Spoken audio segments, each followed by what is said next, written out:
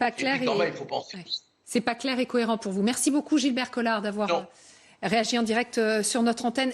On reviendra sur ce sentiment de colère et effectivement peut-être cette révolte qui pourrait surgir en France. Vous nous direz ce que vous en pensez. D'abord, sur son point de vue à lui, sur ce Conseil de défense, certains dans l'opposition parlent de cabinet noir et de comparer effectivement avec le terrorisme. Pourquoi poser un secret défense sur une crise sanitaire ? D'abord, moi je crois qu'il y a un piège technocratique dans lequel Emmanuel Macron est tombé. Et ce Conseil de défense, il est aussi composé de technos qui trouvent autour du président de la République, comme d'ailleurs chacun des politiques qui y participent, un moyen de tenter d'atténuer le risque pénal qui pèse sur eux.